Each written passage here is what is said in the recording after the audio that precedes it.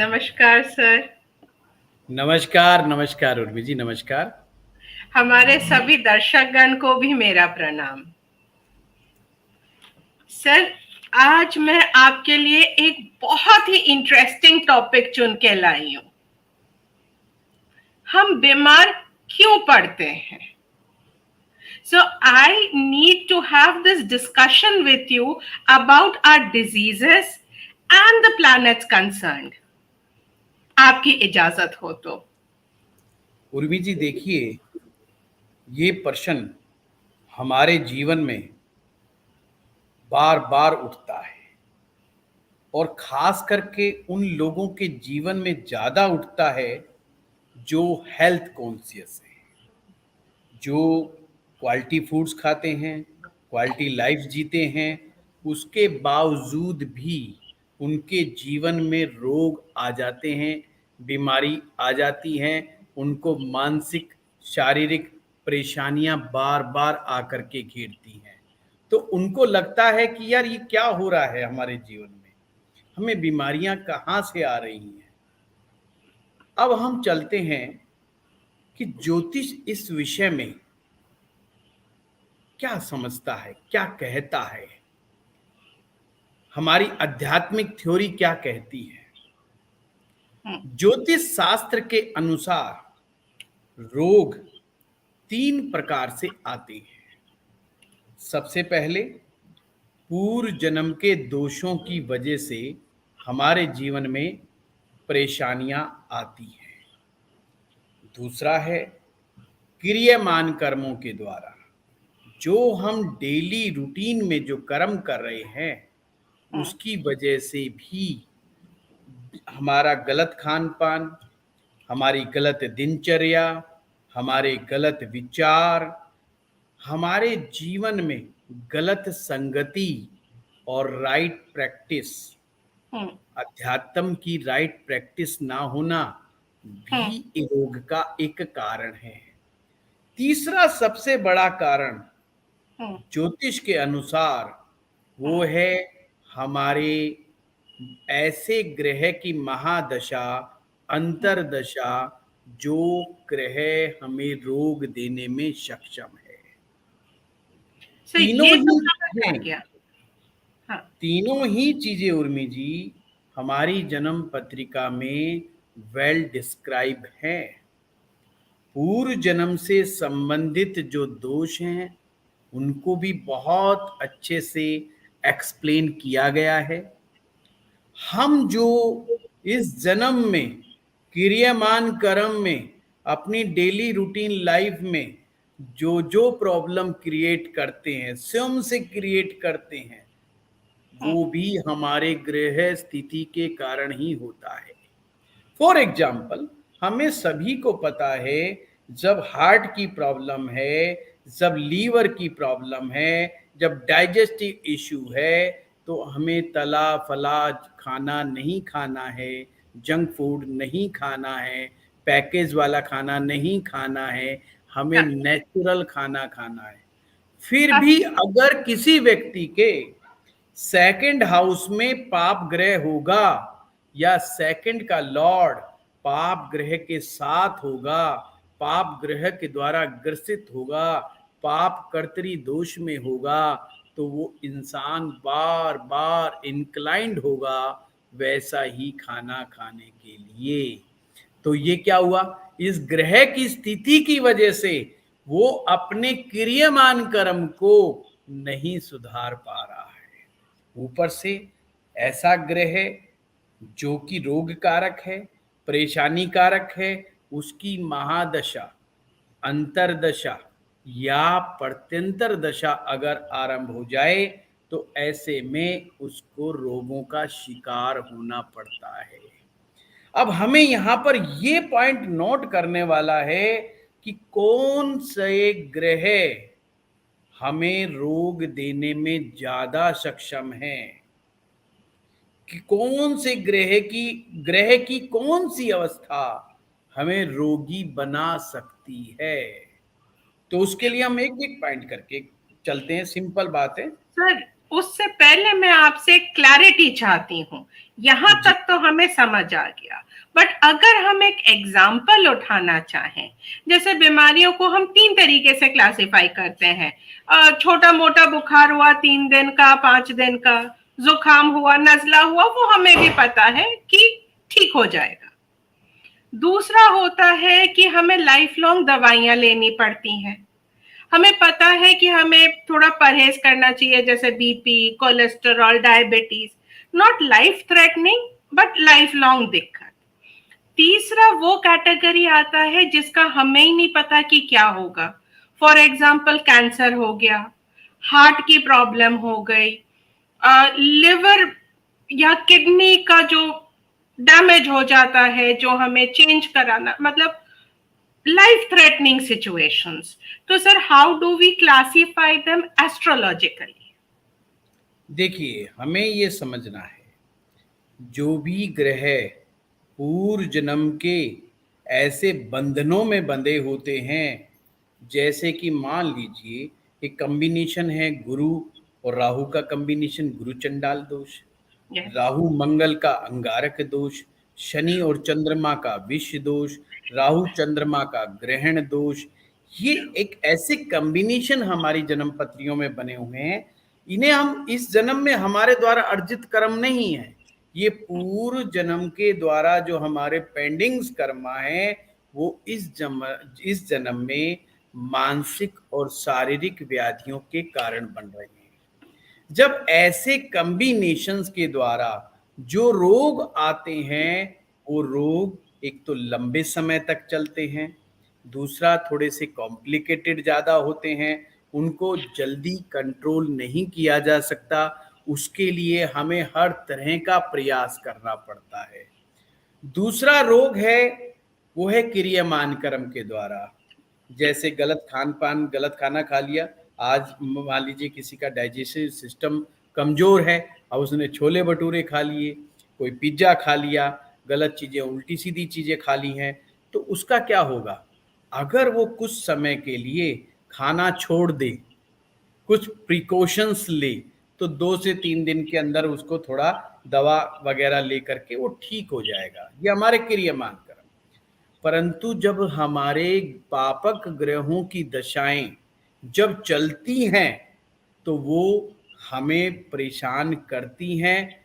उस रोग को भी दवाइयों के माध्यम से कंट्रोल किया जा सकता है, पर वो 15 दिन से लेकर के 6 महीने तक भी वो रोग हमें परेशान कर सकता है। अर्थात जो सबसे कमजोर पक्ष है, वो क्रियमान कर्म का है। उसको हम डेली डाइट के द्वारा, अपनी रूटीन लाइफ के द्वारा, योग के द्वारा, कुछ आध्यात्मिक प्रैक्टिस के द्वारा हम उसको जल्दी कवर कर पाते हैं, जल्दी कंट्रोल कर पाते हैं। दशाओं में जब तक हम ग्रह शांति नहीं करते, उचित दान नहीं करते, उचित आध्यात्मिक प्रैक्टिस नहीं करते, जब तक उस ग्रह के दुष्प्रभाव को कम नहीं किया जा सकता, जब तक दुष्प्रभाव कम नहीं होगा, वो रोग भी शांत नहीं होगा। एक मैं कमाल की बात आपको बताना चाहता हूँ। अगर दशाएं खराब होती हैं, उस समय जब हम दवाइयाँ लेते हैं, औषधियाँ लेते हैं, परामर्श लेते हैं, वो भी सही तरह से फलित नहीं होता। इसलिए शास्त्र में ये बात कही गई है, माहुरत बहुत आवश्यक है दवा के लिए, ग्रह शांति आवश्यक है।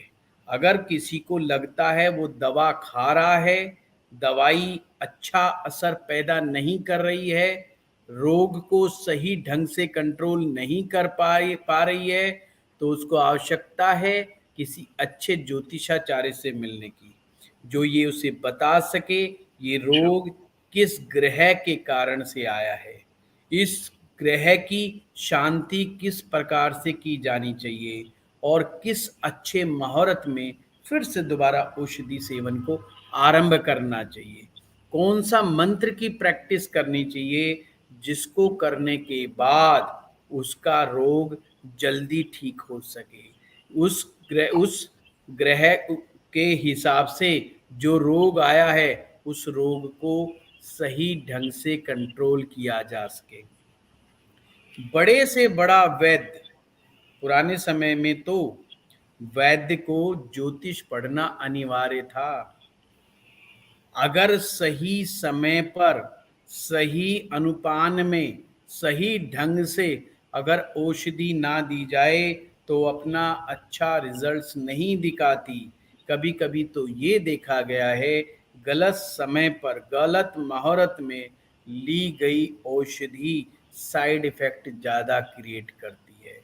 अब इसमें एक चीज की छूट है, अगर कोई बीमारी लाइफ थ्रेटनिंग है, जैसे हार्ट से रिलेटेड कोई इश्यू हो गया, किडनी एकदम से फेल हो गई, जिसमें तुरंत बीमारी को कंट्रोल मैनेज करना पड़ता है, उसमें मुहूर्त का कोई विधान नहीं लिखा। उसमें लिखा है तुरंत से तुरंत उस बीमारी को कंट्रोल करने का आप कार्य करें, और साथ में उसका कोई भी परिवार का व्यक्ति, ब्लड रिलेशन का व्यक्ति, उस व्यक्ति के नाम से दान, पुण्य और मंत्र अभ्यास, ब्राह्मणों के माध्यम से महामृत्युंजय मंत्र का अभ्यास, गायत्री मंत्र का पाठ, ग्रह शांति के लिए वैदिक मंत्रों का पाठ से तुरंत आरंभ करवा देना चाहिए। भगवान शिव का रुद्राभिषेक उसके परिवार वालों को उनके नाम से करवाना चाहिए। यानी कि जो जीवन रक्षक उपाय हैं, उन जीवन रक्षक उपायों को तुरंत अप्लाई करना चाहिए, जिससे प्राण रक्षा करने की व्यवस्था हो सके। आध्यात्मिक रूप से एक ये मान्यता है कि इससे वो हमारे पास जो वाइब्रेशंस आते हैं, मंत्रों के वाइब्रेशन जो मिलते हैं, जो हमें आध्यात्मिक दैवीय जो शक्तियां प्राप्त होती हैं, वो उस समय दी जाने वाली बीमारियों को शक्ति और सामर्थ्य प्रदान करती हैं, जो हमारे जीवन रक्षा करने में और भी ज्यादा मददगार साबित होती है। तो इस तरह से प्रयास किया जाना चाहिए। अब हमें समझना होगा, कुछ ग्रह देखने में बड़े अच्छे प्रतीत होते हैं, और जैसे कि जब भी हम कहते हैं कि फला ग्रह वक्री है, तो वक्री ग्रह मेटेलिस्टिक चीजों को मामले में बहुत अच्छा रिजल्ट देता है।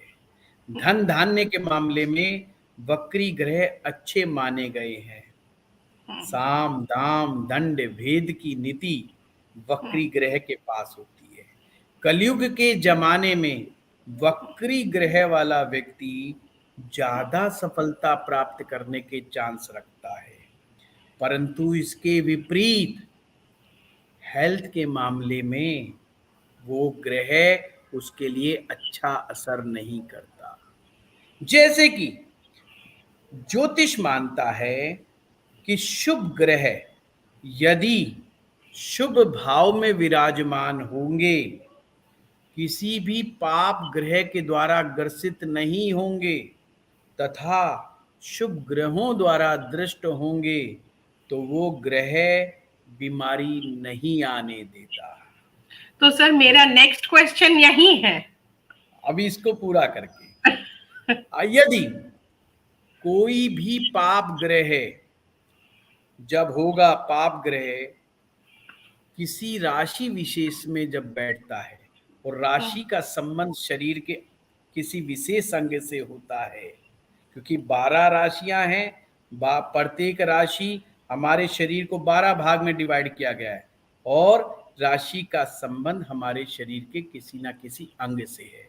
इसी प्रकार से कुंडली के 12 भाव में प्रत्येक भाव का संबंध किसी शरीर के विशेष अंग से है।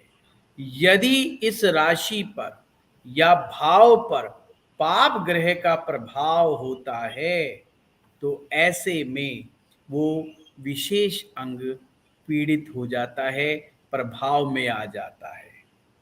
यानी कि अब यहां पर समझने वाली बात क्या है कि शुभ ग्रह है बीमारी नहीं देगा, अशुभ ग्रह है बीमारी देगा।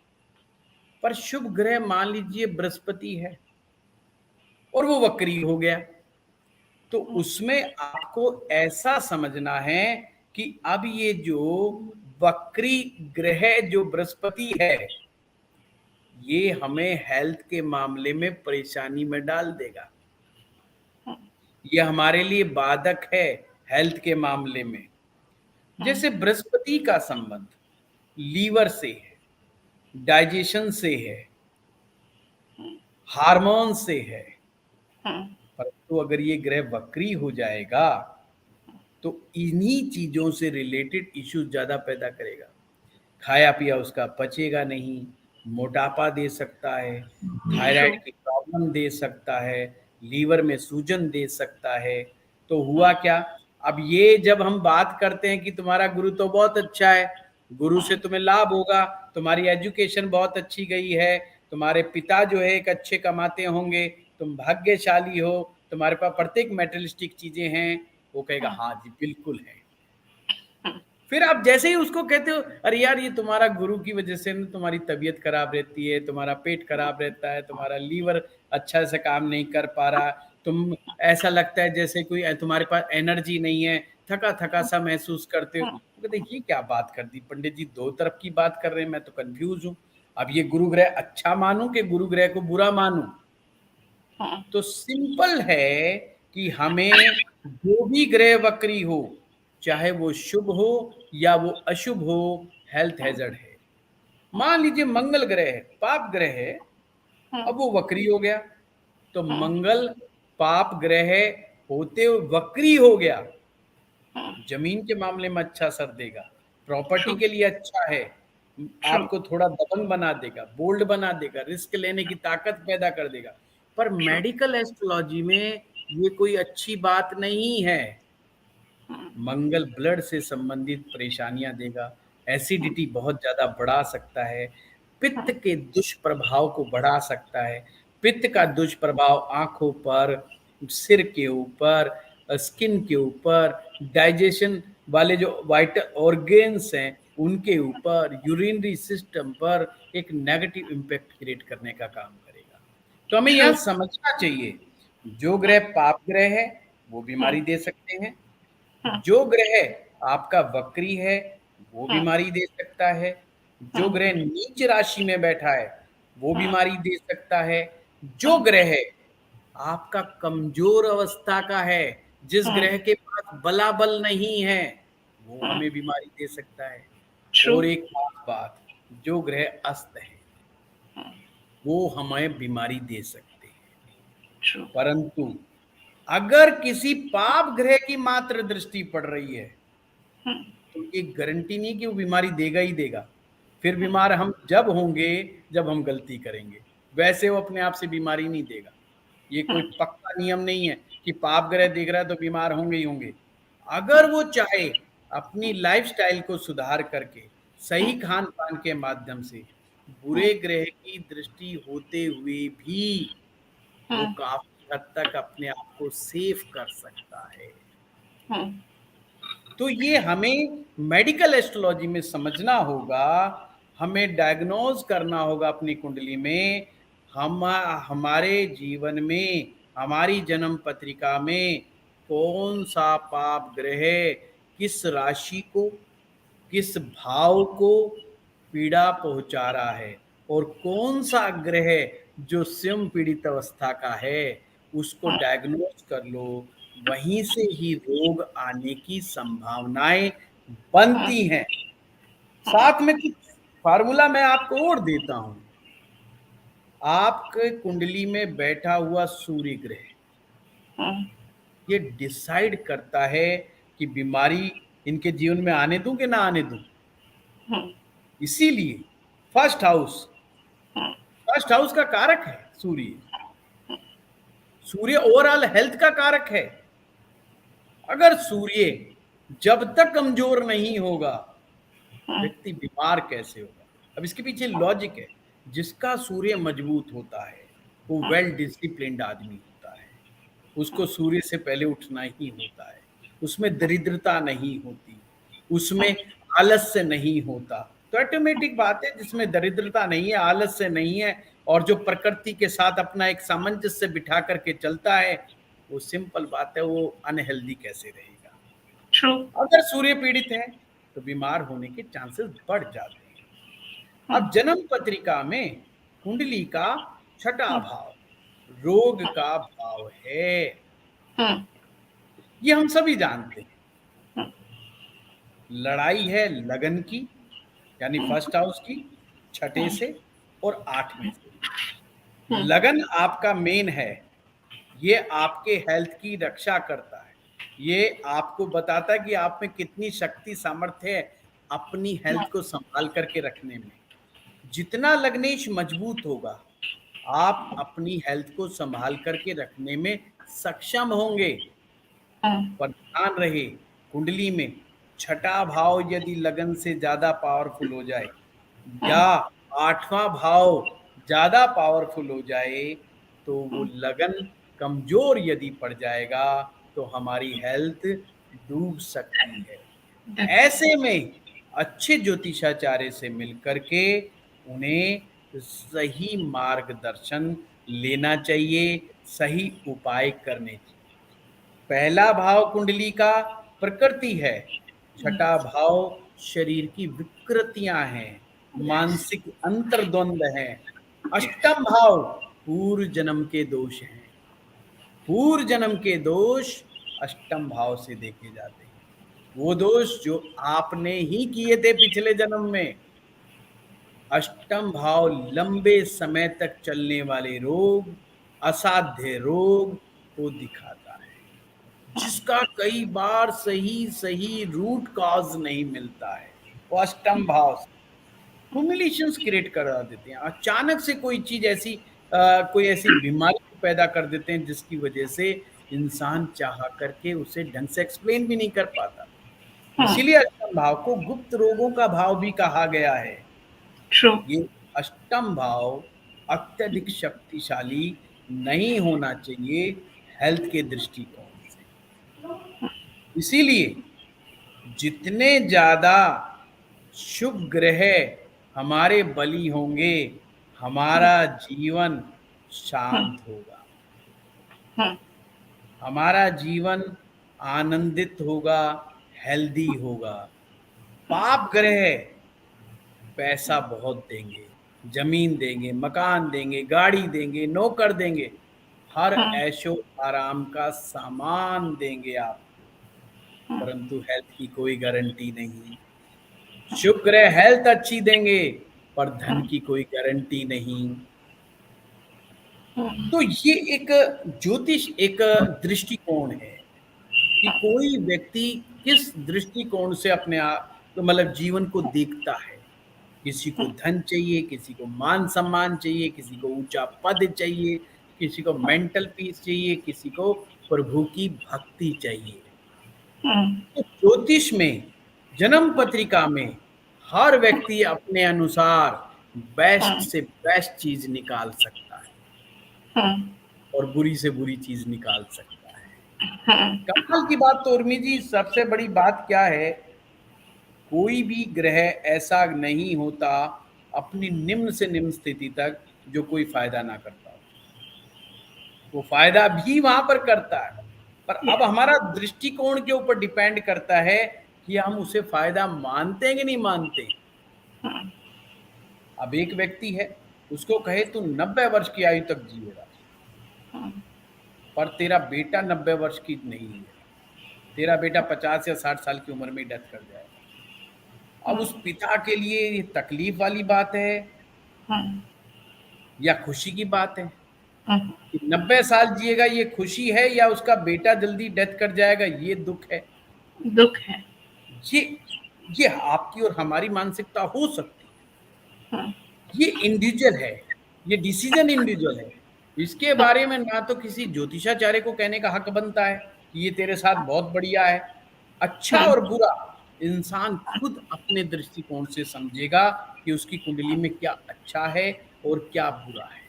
किसी को प्रभु की भक्ति में मन लगता है, पैसा नहीं है, उसको परवाह नहीं है, वो कहता है मेरे को क्या दिक्कत है, मैं सुबह जाता हूँ, भगवान भोलेनाथ के दर्शन करता हूँ, जल अर्पित करता हूँ, बड़े आनंद की अनुभूति होती है, उसको पूरा सेटिस्फेक्शन है। इट्स मीन उसकी कुंडली बिल्कुल सही है, उसको कोई दुख नहीं है। अब ज्योतिषी कौन होता है ये बात कहने वाला कि तेरी जिंदगी में पैसा नहीं है, फलाना नहीं है? भाई उसको जो मिल रहा है वो मस्त है, वो खुश है। तो जब भी हम किसी कुंडली का विश्लेषण करते हैं तो उस समय उस व्यक्ति की मानसिकता को ध्यान में जरूर रखा जाना चाहिए, उस व्यक्ति के थॉट प्रोसेस को ध्यान में जरूर रखा जाना चाहिए, तो हम उसकी वास्तविक समस्या को समझ पाएंगे। और जन्म पत्रिका किसी भी व्यक्ति के थॉट प्रोसेस को समझने का सबसे ज्यादा आसान टूल है। मेडिकल एस्ट्रोलॉजी, ये हमारे अभी कोर्स आने वाला है। इस महीने मेडिकल एस्ट्रोलॉजी कोर्स आने वाला है हमारे एस्ट्रो पाठशाला में। आयुर्वेदा एस्ट्रोलॉजी इस समय प्रेजेंट में चली रही है। तो उसमें हमने यही बताने का प्रयास किया है कि ज्योतिष को जब हम बेसिक रूप से जब शुरुआत में पढ़ते हैं तो जो बातें हमने सीखने को मिलती है वो बाद में थोड़ा सा ट्विस्ट कर जाती है।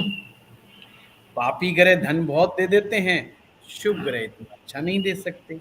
और शुभ ग्रह पारिवारिक सुख देते हैं, मानसिक शांति देते हैं, जीवन के अंतर्द्वंद से बच जाते हैं, साथ में मुकदमे नहीं देते, किसी उल्टे सीधे रोग में ग्रसित नहीं करते, प्रभु की भक्ति करवाते, दान पुण्य करवाते हैं, तीर्थ यात्राओं का आनंद करवाते हैं और मस्ती लेते हैं। क्या इसका मतलब ये है कि पाप ग्रह का असर तीर्थ यात्रा नहीं करने देगा? नहीं, बिल्कुल करने देगा। उनको तीर्थ यात्राएं भी होंगी, पर उन तीर्थ यात्राओं में वो आनंद नहीं बरसेगा, वो उनको प्रभु मिलन की जो अंदर की तृप्ति भाव आना चाहिए वो भाव नहीं आएगा। दिमाग में तो वही सब चल रहा होगा कि कितना ज्यादा हम लोग राइज कर सकते हैं। ज्योतिष बहुत ही अच्छा, मैं ग्रंथ भी मानता हूँ, विषय भी मानता हूँ, ये आर्ट ऑफ लिविंग है। ये आपको आपके ऊपर ही छोड़ देता है कि जीवन को किस तरीके से आपको समझना है, ये आप ही के ऊपर डिपेंड करता है। आप अपने जीवन को किस तरह से जीना चाहते हो ये आप ही के हाथ में है। आप किसको क्या मानते हैं, तो हमें डिसाइड करना होता है हमें जीवन में हमारा टारगेट क्या है, हमारा उद्देश्य क्या है। आपकी जन्म पत्री, जिस समय आप इस धरती पर आए, जिस समय धरती पर आपका अवतरण हुआ, उस समय आकाश के मानचित्र पर ग्रह तारे नक्षत्रों की जो स्थिति बनी उसने आपको बहुत हद तक आपके जीवन को डिसाइड किया।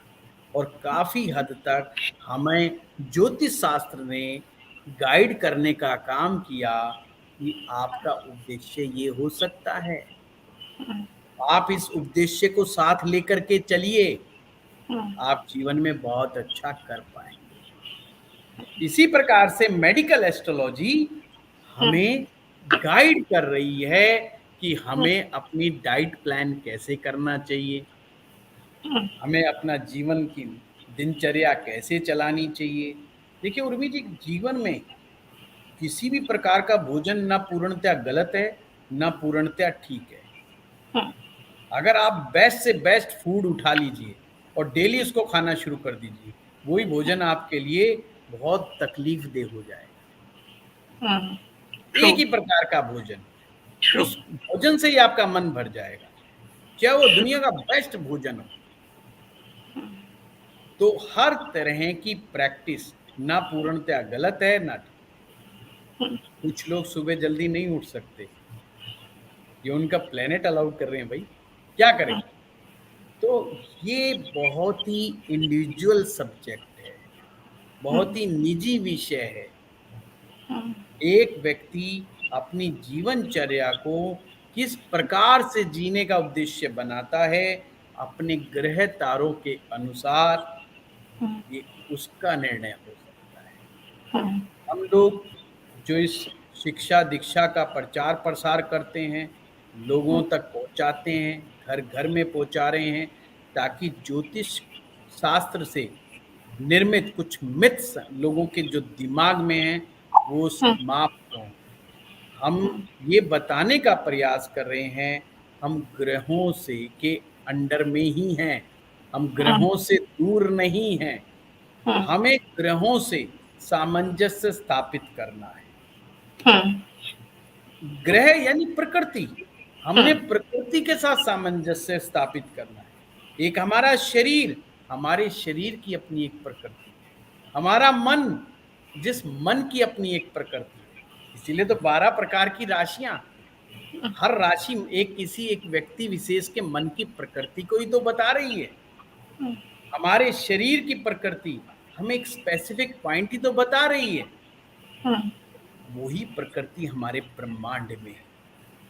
हम कितना उस प्रकृति के साथ तालमेल बना सकते हैं, हम्म, जितना बेस्ट से बेस्ट हम अपना तालमेल प्रकृति के साथ बनाएंगे, उतना ही मदर नेचर हमें सेफ करेगी, हमें नर्चर करेगी और हमें उत्तम स्वास्थ्य प्रदान करेगी। जितना नेचर के करीब जाएंगे, अब नेचर के करीब हम हर कोई कह देता नेचर के करीब जाओ, तो लोग सोचते हैं ऑर्गेनिक फूड खाओ, खेतों में जाओ, घूमने चले जाओ।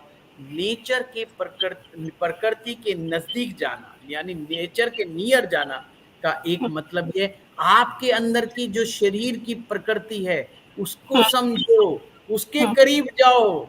उस वो क्या चाह रही है, शरीर आपसे अंदर से क्या डिमांड कर रहा है, हम्म, उसको जाओ। हम शरीर को नहीं सुनते, हम शरीर को अपनी मन मर्जी से देते रहते हैं। शरीर नहीं मांग रहा, फिर भी हम दे रहे हैं। जो मांग, फिर हम झूठा सोचते रहते हैं, यार हमसे तो अब शरीर ही तो डिमांड कर रहा है। जब हमारा मन कह रहा है ये खा लो, इसका मतलब शरीर ही हमसे डिमांड कर रहा है, जबकि ये चीज वास्तविकता से अलग है। यही कारण है कि हमें जन्म पत्रिका में अपनी राशि का विश्लेषण करना चाहिए, ट्रू, अपने ग्रह का विश्लेषण करना चाहिए, ट्रू, अपने जन्म नक्षत्र का विश्लेषण करना चाहिए। हमारा ट्रू, जन्म नक्षत्र बहुत इंपॉर्टेंट है। हमारे मन के रोग हम्म, वहां से सबसे ज्यादा उत्पन्न होते हैं। इसलिए नक्षत्र का विश्लेषण करना भी अति आवश्यक है। हम्म, अक्सर हम लगन देखते हैं, लग्नेश देखते हैं, छठा भाव, आठवां भाव, उपचय भाव, ये सब दिखते रहते हैं, हम्म, पर हमारे जन्म नक्षत्र को अक्सर अवॉइड कर जाते हैं। हम्म, देखिए वो नक्षत्र कौन सा है, उस नक्षत्र का स्वामी ग्रह कौन सा है, हम्म, उस नक्षत्र के मंत्रों का जाप, उस नक्षत्र से संबंधित पाठ, पूजा, दान इत्यादि वस्तुएं हम्म, लिखा हुआ है पुस्तकों में, बहुत आसानी से अवेलेबल है। हम्म, हम उसे करके देखें, इस होलिस्टिक अप्रोच को भी अपना करके देखें, तो हम्म, मेडिकल एस्ट्रोलॉजी हमें बहुत ज्यादा हेल्प करती है। हम्म। ठीक है उर्मी जी? हाँ जी सर। सर पर एक क्वेश्चन था हमारे राजश्री जी का। जी। तो सर उन्होंने एक बहुत ही इम्पोर्टेंट सवाल पूछा है।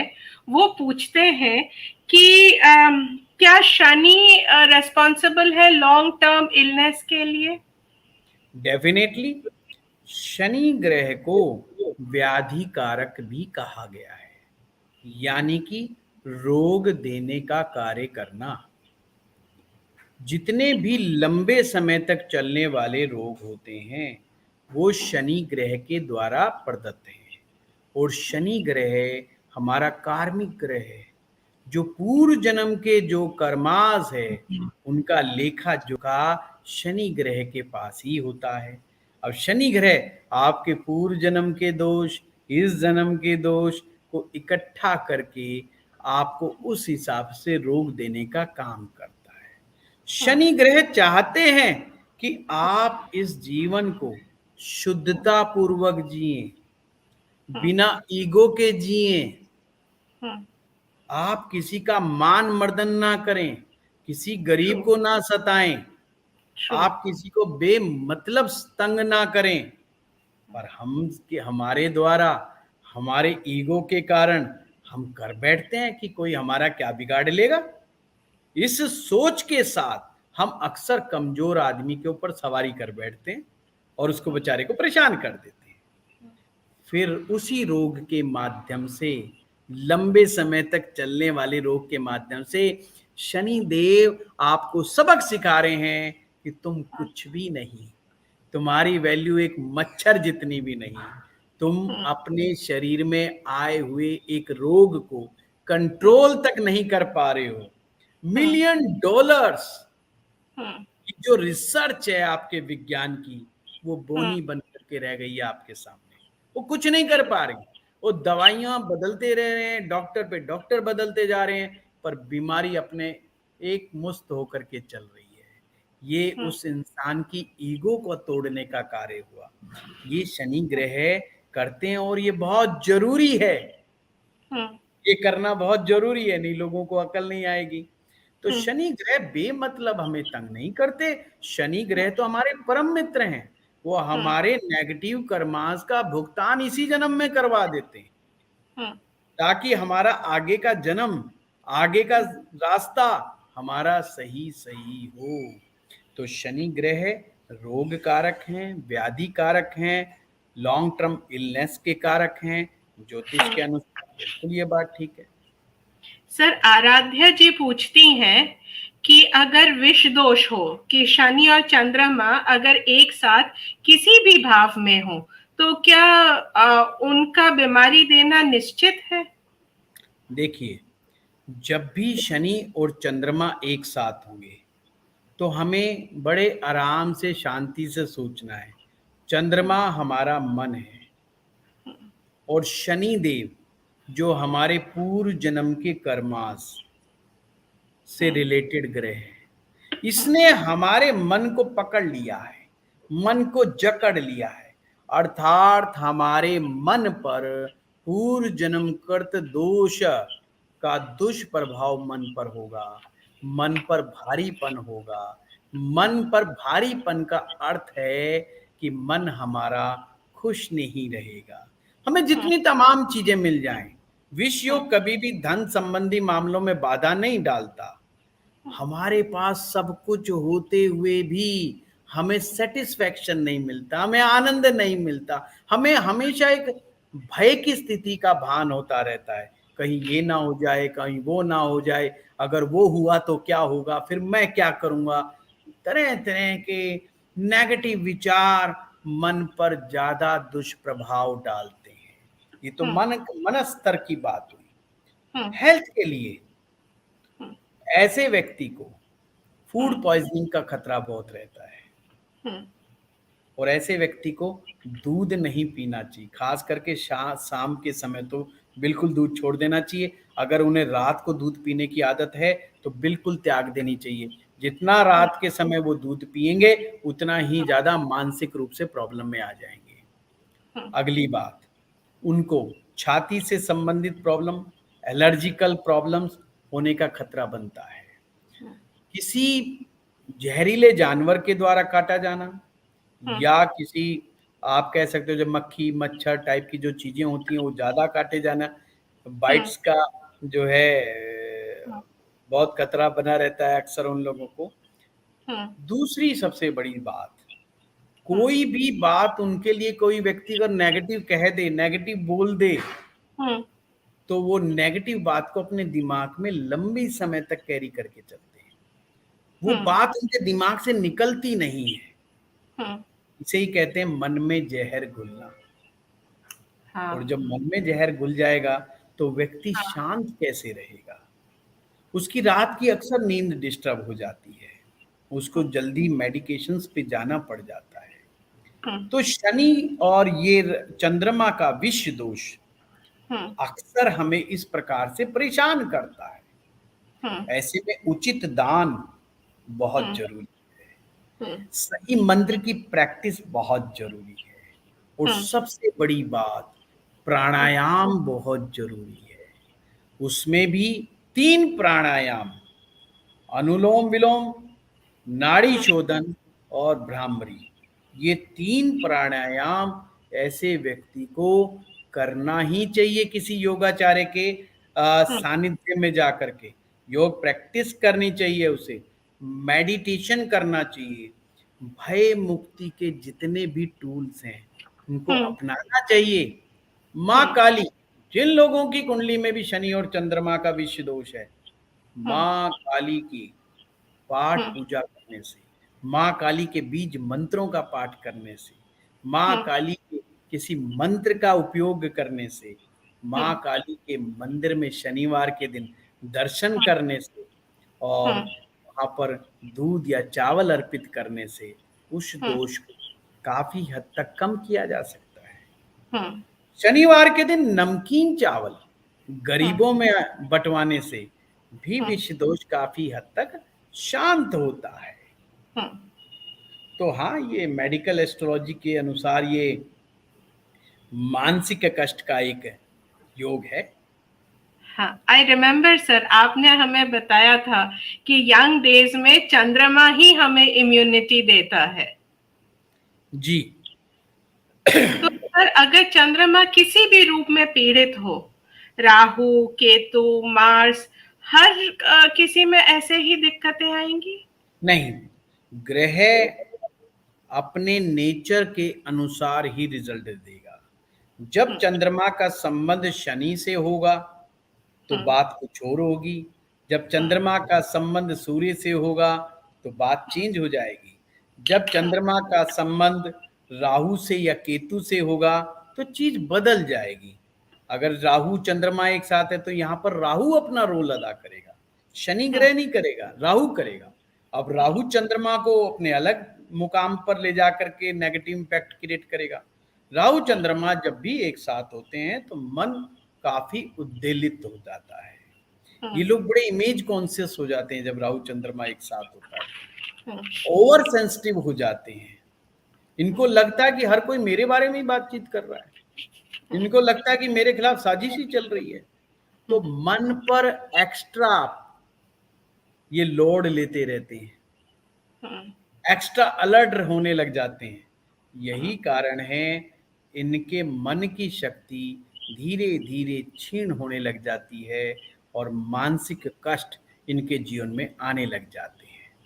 इसी दोष की वजह से कभी कभी तो ये अपनी मैरिज लाइफ, कभी कभी अपने पारिवारिक लाइफ को भी डिस्टर्ब खुद ही कर बैठते हैं। वही वाला हम्म। नेचर कि मेरे बारे में कोई अच्छा नहीं सोच रहा है, मुझे लोग गलत समझ रहे हैं, अपनी इमेज को लेकर के एक झूठी सच्ची एक इमेज खुद ही दिमाग में बिल्ड कर लेते हैं। हम्म। ये चीज है। तो जब चंद्रमा का संबंध अलग अलग पाप ग्रहों के साथ अलग अलग बन करके निकलेगा। हम्म। जी। सर, अच्छे प्लैनेट्स जब उच्च के हो जाएं हम्म। और सर वो भाव गलत गलत नहीं कहूंगी, 6, 8 या 12 में, जैसे मानिए उच्च का शुक्र छठे भाव में, उच्च का चंद्रमा 8वें भाव में, या उच्च का सूर्य 12वें भाव में सर। जब भी कोई ग्रह अपनी ही राशि में बैठता है, उच्च की राशि में बैठता है, तो प्रसन्न माना जाता है। पर हम्म। साथ में शर्त ये है, भाव जिस भाव में बैठे वो भाव भी अच्छा होना चाहिए, हम्म। तो ज्यादा लाभ होगा, तो वो ग्रह प्रसन्न अवस्था का माना जाएगा। जैसे आपने एग्जाम्पल लिया, शुक्र ग्रह मान लीजिए छठे भाव में बैठे हैं, वो भी मीन राशि के होकर के। हम्म। अब मीन राशि शुक्र के लिए उच्च की राशि है, ट्रू। बहुत अच्छी बात हो गई कि हम्म। शुक्र ग्रह को उच्च स्थान प्राप्त हुआ है। पर हम्म। वो स्थान जब मिला तो छठे भाव का मिल गया। ट्रू। छठा भाव को समझिए, ये रोग का घर है, कोर्ट कचहरी मुकदमा लड़ाई झगड़ा सेपरेशन का घर है। और यहां पर आप शुक्राचार्य को बिठा रहे हैं जो कि प्रेम के ग्रह हैं, आनंद के ग्रह हैं। इन्हें क्या लेना देना लड़ाई झगड़े से भाई, हम्म। ये क्या मतलब। हम्म। उल्टा यहां पर शुक्र ग्रह फंस गए बेचारे। हम्म। शुक्र ग्रह यहाँ पर एक चीज का मैं बात बताऊंगा कि ग्रह कभी भी ओवरराइट नहीं करते किसी सिचुएशन को। अगर किसी व्यक्ति का शुक्र उच्च का हुआ है, एक तो भगवान के आशीर्वाद से वो सुंदर ज्यादा हो जाता है, कोई नैन नक्श उसके बहुत अच्छे हो जाते हैं और Yes. लोग उनको जो चाहने लगते हैं वो बहुत ज्यादा चाहने लग जाते हैं। कई बार तो एक अनार 100 बीमार वाली कहानी भी हो जाती है कई बार। तो यहाँ पर भी ये दिक्कत है। पर यही शुक्र अपने आप में एक पीड़ित प्रकार से बिहेव करता है कि सब कुछ उसके पास होते हुए भी उसका रूप, सौंदर्य, बहुत अच्छी अच्छी बातचीत, सब कुछ है उसके पास, फिर भी लड़ाई झगड़े का कारण बन रहा है, जो शुक्र को अच्छा नहीं लगता। तो कहीं ना कहीं डेंट पड़ गया, रोग का बन गया कारण। यहाँ पर रोग भी है, रोग के घर में उच्च के शुक्र आकर के बैठे, इनका तो कोई मतलब ही नहीं बनता। शुक्र जीवन का आनंद है, और उस आनंद में अगर खलबली मच जाए, उसमें कोई गड़बड़ी हो जाए, तो वो खुशी का ज्यादा समय तक नहीं रहती, जल्दी ही काफुर हो जाती है। तो जब भी ऐसे लोगों के जीवन में कोई भी खुशी का पल आता है, कोई भी अच्छा इवेंट्स आता है, कोई ना कोई छोटी मोटी घटना ऐसी घट जाएगी जिससे मूड ऑफ हो जाएगा। तो ये चीज उनको बार बार परेशान करती है। तो अब हमें समझने वाली बात यह है कि ग्रह उच्च का तो हो गया, पर जब तक उसको कुंडली का अच्छा भाव प्राप्त ना हो, या जब तक कि उसको शुभ ग्रह का आशीर्वाद या शुभ ग्रह की दृष्टि प्राप्त ना हो, वो पूर्णतः संतुष्ट ग्रह नहीं माना जाएगा, ज्यादा हैप्पी ग्रह नहीं माना जाएगा। सिर्फ कुछ सिचुएशन ज्योतिष में ऐसी आती हैं, जैसे छठे भाव का स्वामी 8वें में, 8वें का छठे में, 12वें में चला जाए, तो ये आपस में अगर करे तो ये विपरीत राजयोग, बुरा ग्रह बुरा भाव में भाव आपस में एक्सचेंज कर ले, वो अच्छा है। और शुभ ग्रह, उच्च के ग्रह के लिए अच्छा स्थान होना जरूरी है। शुक्र देव भी तो गुरुदेव हैं, वो भी शुक्राचार्य हैं। कोई भी सम्मानित व्यक्ति, सकारात्मक व्यक्ति, उसको एक अच्छा स्थान चाहिए। हमारे घर में अगर कोई बहुत उच्च कोटि का विद्वान, प्रकांड पंडित अगर आएगा, कोई विद्वान व्यक्ति आएगा, कोई नामी ग्रामी व्यक्ति आएगा, कोई सेलिब्रिटी आएगा, हम उसको ऐरे गहरे तरीके से ट्रीटमेंट नहीं दे सकते। हमें उसको बैठने का उचित स्थान देना होगा, उसका मान सम्मान का पूरा ध्यान रखना होगा, जभी जा करके वहां पर हमारा मन माफिक काम बनेगा, नहीं तो मामला बिगड़ जाएगा। I understand sir. अगर आपकी इजाजत हो तो एक और प्रश्न ले लें। जी जी बताएं। सर आराध्य जी लिखते हैं, लग्नेश ही अगर 6-8, इन्होंने 12 नहीं लिखा, तो क्या हमें लग्नेश के उपाय करने चाहिए हेल्थ के पॉइंट ऑफ व्यू सबसे से? पहले उर्मी जी हमें ये देखना होगा, क्या लग्नेश छठे 8वें 12वें भाव में जब जा रहा है तो क्या ये कमजोर हो रहा है? जब तक कि लग्नेश कमजोर नहीं होगा तो आपको ज्यादा उपाय करने की आवश्यकता नहीं। जैसे वृष लगन है, वृष लगन में लगन का लॉर्ड शुक्र अगर छठे भाव में बैठ जाए, तो बैठा तो अपनी राशि में ही जाकर के, एग्जैक्टली। तो छठा भाव शुक्र के लिए अच्छा नहीं है, पर लग्नेश अपनी ही राशि में जाकर के बैठा है, तो बहुत बड़ा दुष्प्रभाव यहाँ पर नहीं बना। पर ज्योतिष के नियम के अनुसार लगन का लॉर्ड यदि छठे में जाता है, 8वें में जाता है, या 12वें में जाता है, तो अपनी शुभता काफी हद तक खो बैठता है। यहाँ पर वो नियम जरूर लगाएं, अगर मंगल छठे में, शनि 8वें में और शुक्र 12वें में, यहाँ निष्फल नहीं होते, शुभ फल प्रदान करते हैं। अगर किसी भी व्यक्ति का लग्नेश 6-8-12 गया है और वो शुभता को खो रहा है, तो लग्नेश को मजबूत बनाने का कार्य करना चाहिए। उस लगन का जो स्वामी ग्रह है, उस ग्रह का रत्न धारण करना चाहिए, उनसे रिलेटेड देवी देवताओं का पूजन करना चाहिए। उन्हें ज्यादा अच्छा हो, जो भी उनके ग्रह के देवता को जो जो चीजें प्रिय हों, उनसे रिलेटेड कार्य करने चाहिए, जिससे लग्नेश बलवान बने। लगन का संबंध हमारे शरीर की ताकत शक्ति से तो है ही है, हमारी बुद्धि से भी है, हमारे विचारों से भी है।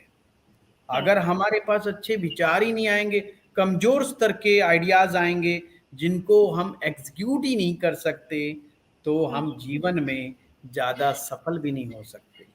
लगन का लॉर्ड आपकी सक्सेस को भी डिसाइड कर रहा है, आपकी ग्रोथ को भी डिसाइड कर रहा है।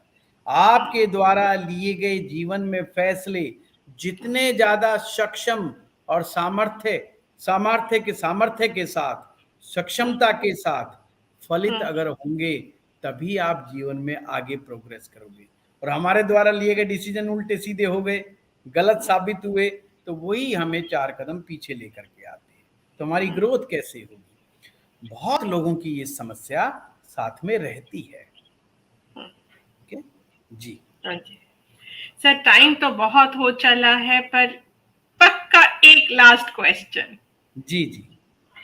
सर, रेट्रोग्रेड यानी वक्री, नीच का ग्रह और कंबस्ट यानी अस्त, सर इन तीनों में क्या बीमारियों में कोई डिफरेंस आएगा? बिल्कुल, डेफिनेटली। वक्री ग्रह से जो बीमारी आएगी वो बार बार रिपीट होगी, दोबारा से आने का खतरा बना रहेगा। जैसे मान लीजिए किसी के कोलेस्ट्रॉल बढ़ गया, अब उसने कोलेस्ट्रॉल की दवा ली और उसने दोबारा टेस्ट कराया 3 महीने बाद, 6 महीने बाद, बड़ा अच्छा डाइट कॉन्शियस तरीके से उसने लाइफस्टाइल को जिया। डॉक्टर ने कहा रिपोर्ट बहुत अच्छी है, तुम्हारा कोलेस्ट्रॉल बिल्कुल कंट्रोल हो गया है। अब वो कोलेस्ट्रॉल की प्रॉब्लम उसके जीवन में दोबारा भी आ सकती है, वो रिपीट करेगी। ये वक्री ग्रह का परिणाम है। नीच का ग्रह है, उसको शक्ति और सामर्थ्य प्रदान नहीं करता है कि वो बीमारी से फाइट कर सके। हो सकता है कि बीमारी परमानेंट ही कब्जा कर ले उसके शरीर पर, कोई एक स्पेसिफिक बीमारी, वो दवा खाता रहेगा, रोग को कंट्रोल करता रहेगा, इससे ज्यादा वो कुछ नहीं होगा। अगर अस्त ग्रह हो, अस्त ग्रह बीमारियों को और ज्यादा कॉम्प्लिकेटेड कर देते हैं और सीवियर बना देते हैं, और एक बीमारी आए 2-3 साथ में खुद ले आते हैं। तो ये थोड़ा थोड़ा अंतर है। फिर भी ज्योतिष में हर व्यक्ति की कुंडली अलग है, हर व्यक्ति के ग्रह की परमुटेशन कॉम्बिनेशन डिफरेंट है। इसको निजी रूप से बहुत ध्यान पूर्वक सूक्ष्म अध्ययन करके ही किसी निष्कर्ष पर पहुंचा जा सकता है। ये जो आप और हम बात कर रहे हैं जस्ट फॉर नॉलेज पर्पस, ये जस्ट एक हिंट दे रहे हैं हम, ये कोई फुल एंड फाइनल नहीं है किसी चीज का, क्योंकि बहुत से ट्विस्ट ज्योतिष में आते हैं। वो ज्योतिषाचार्य की बुद्धिमता, उसकी गुरु की शक्ति, उसकी गुरु के सामर्थ्य और उसके निजी अपने अंतर मन की शुद्धता पर बहुत कुछ डिपेंड करता है कि क्या वो किसी कुंडली से निकाल सकता है। उसकी प्रैक्टिस, उसका अनुभव, उसका ज्ञान उसकी प्रेडिक्शन में 4 चांद लगा सकता है।